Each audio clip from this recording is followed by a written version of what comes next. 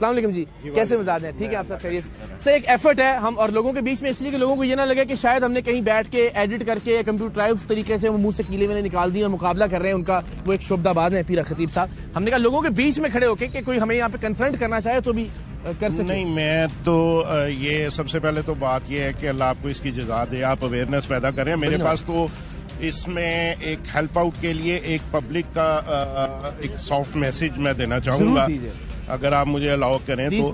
پہلی بات تو یہ ہے کہ وہ تو دکاندار ہے، اس نے اپنا سودا بیچنا ہے. بالکل ٹھیک ہے. ہم کیوں جاتے ہیں؟ قصور دیکھیں، میری بات سنیں. اعتقاد کی کمی، ایمان کی کمی، اللہ تعالیٰ پہ اعتقاد نہ کرنا، کمزور ایمان، یہ ساری چیزیں جب آپ کولیکٹیولی کر لیتے ہیں نا، پھر ہم اس قسم کی آرٹیفیشل چیزوں کو ان کی طرف بھاگتے ہیں. بیسکلی ایمان مضبوط کیجئے، اللہ تعالیٰ پہ بھروسہ رکھیے، اپنی خواہشات کو اپنے جو سورسز ہیں ان میں لمیٹیشن میں لے کے آئیے. یہ چیزیں ویسے ختم ہو جائیں گی. اور اللہ تعالیٰ سے دعا کریں، وہ بہتر ہوگا، آپ کو عطا کر دے گا. اور وہ بھی چلیے آپ کے ساتھ مل کے دعا کرنے والے، لیکن یہ طریقہ بہرحال جو ہے یہ تو غلط ہے. وہ جو اللہ کے لوگ ہیں نا، وہ جیسے ابھی انہوں نے کہا، وہ تو مخفی ہیں، چھپے ہوئے ہوتے ہیں، وہ اس طرح اپنے آپ کو ایکسپوز نہیں کرتے. وہ بالکل ہیں، اور شاید انہی کے دم سے جب تک یہ اولیاء اور یہ سلسلے چلنے ہیں وہ دنیا رہتی ہے. بالکل. لیکن پلیز آپ ان شعبدہ بازوں سے بچیں. وہ آپ کو اخلاقی طور پہ بھی تباہ کرتے ہیں، فائنینشلی بھی تباہ کرتے ہیں، مذہبی طور پہ بھی تباہ کرتے ہیں. اور یہ اللہ کرے کہ آپ کو دیکھ کے لوگوں کو یہ اویئرنیس آ جائے اور ان کو عقل آ جائے. میں اسے سمجھتا ہوں. بہت بہت شکریہ جناب. السلام علیکم، کیا حال ہے آپ کا؟ ٹھیک ہے، خیریت سے؟ آپ نے دیکھا بھی یہ جو ہم نے شیئر نکالی، تو آپ کے خیال میں یہ میں نے کسی کرامت سے کیا ہے؟ اگر تو کیا تو ایک سونے کی مجھے بھی نکال دیں. نہیں اقرار بھائی، یہ بات یہ ہے کہ اس طرح کے لوگوں کو بنانے والے بھی ہم ہیں. جی. سعودی عرب، دبئی میں بھی سارے مسلمان رہتے ہیں. وہاں اس وجہ سے نہیں ہوتا کہ لوگ قرآن اور حدیث سے قریب ہیں. ٹھیک ہے. جس دن آپ خود یہ چیزیں ترجمے کے ساتھ پڑھیں گے تو آپ کو پتہ لگ جائے گا کہ ایک ہی ذات ہے جس کے ہاتھ میں سارا کچھ ہے، اور اس کے علاوہ ساری دھوکے بازی ہے، ساری ڈرامے بازی ہے. اور اگر اس طرح ہوتا تو پھر تو کوئی بھی سونے کی چیز نکال لے، ڈائمنڈ نکال لے. اور یہ سب سے اہم بات، ایک اور مریض بلکہ وہی مریض دوبارہ شکل بدل کے آگے ہم نے آپ کو دکھایا. دیکھیے، پھر میں بار بار یہ کہوں گا کہ یہ اولیاء کرام کے رستے کی کھلی مخالفت ہے. یہ طریقت پر ایک بہت بڑا سوالیہ نشان ہے. یہ اس ملک کی درگاہوں، اس ملک کی خانقاہوں، جہاں سے امن کا پیغام ملتا ہے، جہاں سے انسانیت کا پیغام ملتا ہے، جہاں سے دین پر صحیح معنوں میں عمل کرنے کا پیغام ملتا ہے، میں سمجھتا ہوں کہ اس کے حوالے سے بھی یہ ایک بڑی سازش ہے. اور میرا یہ فرض تھا کہ میں اس کو بے نقاب کروں. ایک اور مریض ہمارا ایک اور روپ بدل کے آ گیا ہے.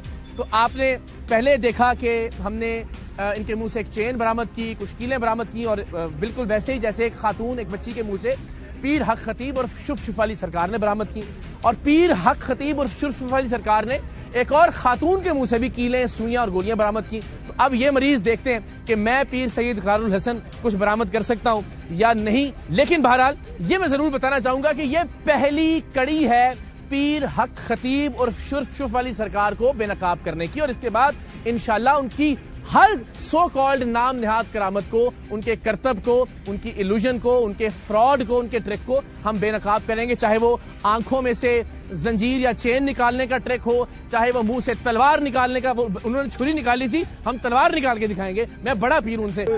پیچھے لے جاؤ بیٹا، پیچھے لے جاؤ. ٹھیک ہو گیا جی.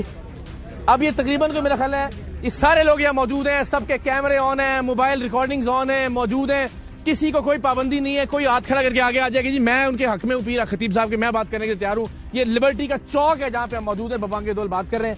عقیل صاحب، thank you so much once again. آپ کی وجہ سے ہمیں یہ ہمت ہوئی کہ ہمیں پتہ لگے کہ یہ ٹریک اصل میں ہے کیا. یہ ملک کے بہت بڑے ایلوژنسٹ ہیں ماشاءاللہ، ان کے لیے ذرا تالیاں بھی بجاتے ہیں. تو یہ اتنی ساری یہ کہاں رکھی ہوئی تھی آپ نے؟ یہ بیسکلی لوڈ اور ری لوڈ کا ایک ہمارا میتھڈ ہوتا ہے. اس طریقے سے منہ سے بھی نکال رہے تھے، کچھ دوبارہ ری لوڈ ہو رہی تھی. یہ ایک ایلوژن ہے جو ہم ایک میجک کے ٹائم نا ایک ہمارا ایک سسٹم ہوتا ہے، اس میں استعمال کرتے ہیں. جیسے پیر صاحب کا اپنا ایک سسٹم ہے نا، اس طرح ہمارا بھی ایک سسٹم ہوتا ہے. اس لیے اس کا مطلب یہ ہے کہ وہ جو مریض ہوتے ہیں وہ اصل میں ایکٹر ہوتے ہیں، یا ان کو کوئی لالچ دے کے تیار کیا گیا؟ کچھ پیسوں کا لالچ دے کے، جیسے کہ کچھ پوش ایریا سے یا سائڈ سے، کچھ بیکورڈ ایریا سے، کچھ ایسے جو ان کے جو سمجھے نا کہ مریدان خاص ہوتے ہیں کہ جو پتہ ہے باہر ماؤتھ پبلسٹی نہیں کریں گے.